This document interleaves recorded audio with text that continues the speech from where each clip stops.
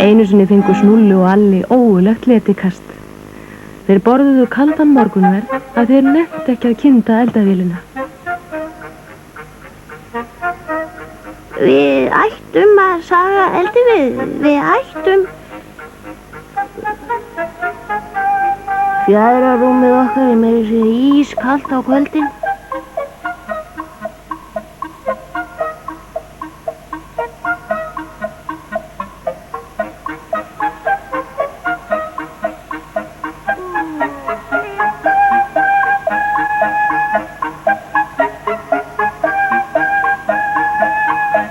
Næsta morgun endurtók sama sagan sig. Við ættum að saga eldi við ættum. En þar við satt og þeim var heldur ekkert úr verki þann daginn.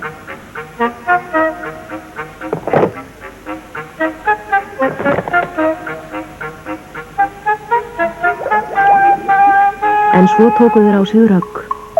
Þú ert hungraður eins og úlfur, sagði Alli og fór út að sækja eldivið. 3 sprek ætti að duga.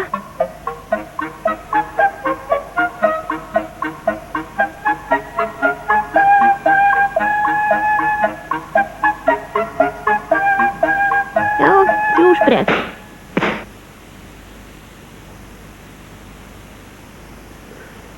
Daginn áttu við 4 sprek. Á meðan þeir biðu eftir þeirra að degi lyfti sér fóru þeir í feluleik.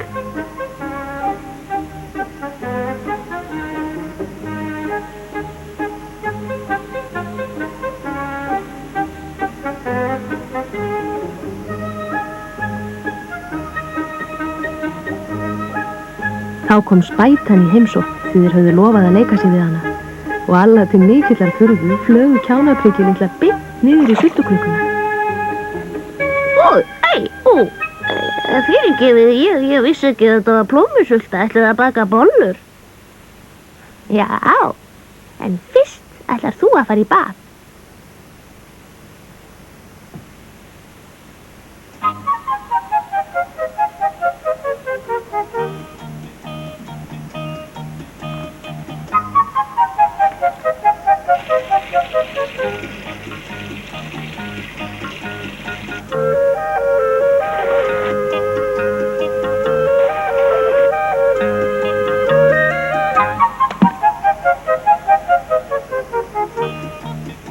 Snúlli og Alli voru nú gjörsamlega læknaðar að letinni og sömu framtakssömu vinirnir og áður.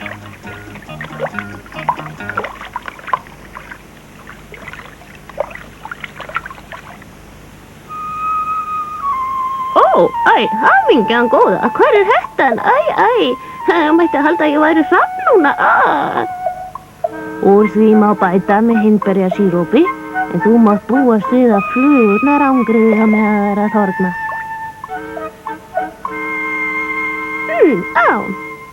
Ég þakka ykkur kærlega fyrir hugulsemina, kæru vinir. Nú var orðið svo áliðið að þeir ákváðu að geyma degið til næsta dags.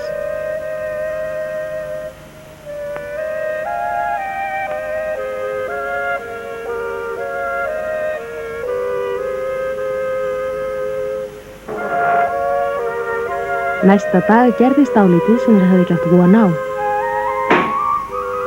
Já, hef ég nokkuð minnst á að það vanti eldi við?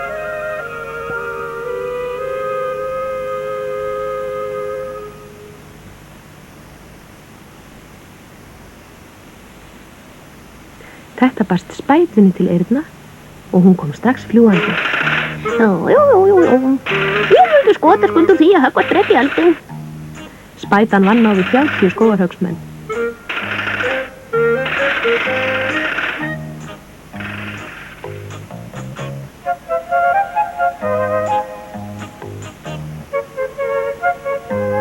Þegar Alli kom inn í 3. sinn með fangið fullt af eldivið, barst ilmur af plómusultubollum allt húsið.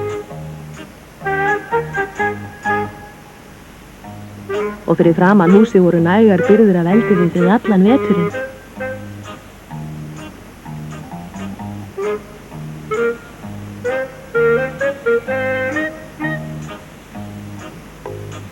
Snúlli og Alli hafði ekki háa herrans tíð bragðað jafn góðar bollur. Og Spætan var þeim sammála.